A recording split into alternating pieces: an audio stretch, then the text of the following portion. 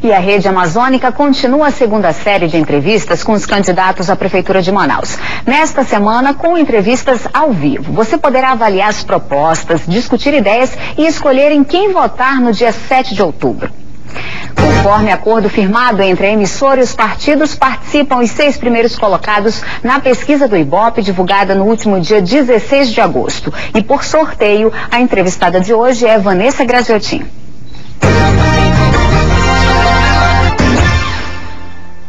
Vanessa Graziotin tem 51 anos, é candidata à Prefeitura da capital pela coligação O Melhor para Manaus. Nasceu na cidade de Videira, em Santa Catarina, e mora no Amazonas há mais de 30 anos. É farmacêutica e professora, casada e tem uma filha. Foi vereadora da capital 3 vezes e deputada federal por 3 mandatos. É atualmente senadora do Amazonas pelo PCdoB e tem como vice Vital Melo, do PT.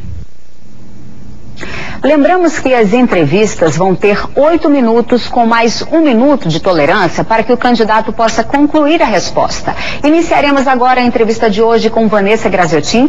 Boa tarde, candidata. Boa tarde, Lili. Obrigada a todos. Nós que agradecemos por ter aceitado o nosso convite. E a nossa primeira pergunta é com relação ao seu vice. Por que a escolha do Vital Melo e como é que vai ser a participação dele, né, no seu governo, se eleita? Ele deverá ter uma participação atuante, porque eu sou daquelas que não pretendo governar sozinha, eu quero fazer muita parceria. Claro, a prefeita, caso seja eleita com o apoio da população, com a graça de Deus, a prefeita serei eu. Entretanto, ninguém na vida faz nada sozinho, nós precisamos ter ao nosso redor um conjunto de técnicos, de pessoas que de igual forma se dediquem ao trabalho para que a gente possa melhorar a nossa cidade e assim melhorar a vida das pessoas. Vital Melo é um dos fundadores do Partido dos Trabalhadores aqui no estado do Amazonas e foi indicado por esse partido para compor a minha chapa como vice-prefeito. E aí eu quero deixar claro, minha candidatura ficou definida no dia 30, eu aceitei, e quando eu aceitei ser candidata a prefeita de Manaus, não olhei para mim, não olhei para os 6 anos de mandato que tenho, olhei para a minha cidade, que tem sido vítima dos desacertos políticos, dos desencontros políticos, e quem sofre com isso é a população. Então eu tenho partidos importantes do meu lado, partido do governador Omar, do senador Eduardo, que poderiam ter indicado o vice. Entretanto, entenderam, como todos nós, que o partido da presidenta Dilma seria muito importante estar na chapa ocupando a vice-presidência. Então, sem dúvida nenhuma, Vital poderá e deverá me ajudar muito a governar a cidade de Manaus. Então vamos agora para as perguntas com temas específicos. Vamos lá. O tema é educação e creches. Se eleita prefeita, quais são suas propostas para educação e creche? Não, primeiro dizer que nenhuma cidade, nenhum país, nenhum estado no mundo se desenvolve sem investir de forma pesada na educação. E cabe à prefeitura o cuidado na educação desde o início, desde quando a criança nasce até a 9ª série, ou seja, eu serei responsável para cuidar das nossas crianças desde quando nascem com a creche até acabar a conclusão do 9º ano, que é a conclusão do ensino fundamental. Essa é a obrigação de uma prefeitura. E eu quero dizer que vou fazer isso, cuidar da educação, como uma mãe cuida do seu próprio filho, como uma mãe cuida da sua própria filha.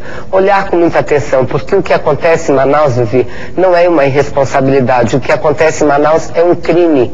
Crianças, mães e pais que têm que trabalhar fora e não têm onde deixar os seus bebês. E ganham um salário, ganham um pouco mais do que um salário. Então essas pessoas, essas crianças, esses recém-nascidos ou ficam em situação de completa insegurança, ou os pais ou a mãe deixam de trabalhar e assim não possibilitam uma vida melhor para a sua família. Então eu construirei as creches que todos prometeram, mas nenhum teve o compromisso efetivo com as pessoas da nossa cidade de construir. E eu estou afirmando que posso, no meu primeiro mandato, construir em torno de 100 creches. Farei até um pouco mais. E isso não é uma promessa de campanha, isso é um compromisso meu com a minha gente querida.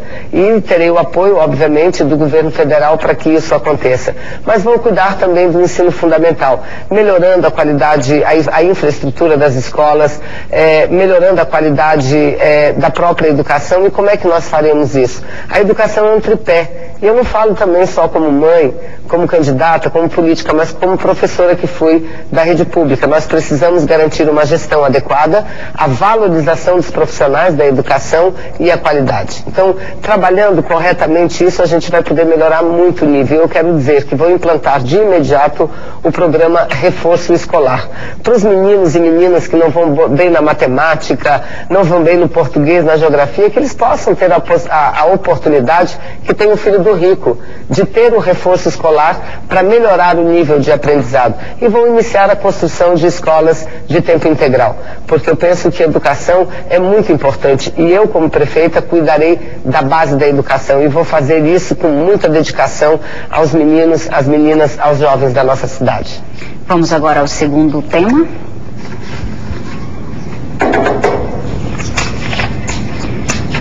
Meio ambiente. Quais são as propostas? Meio ambiente. Manaus deveria ser a capital do meio ambiente do Brasil inteiro, aliás do mundo, porque afinal de contas somos a cidade que está localizada no coração da maior floresta tropical do planeta, não é? Nós temos a Copa do Mundo vindo para cá e institutos nacionais e internacionais fazem pesquisa para ver qual o principal destino dos estrangeiros, o que os estrangeiros queriam conhecer no Brasil durante a Copa.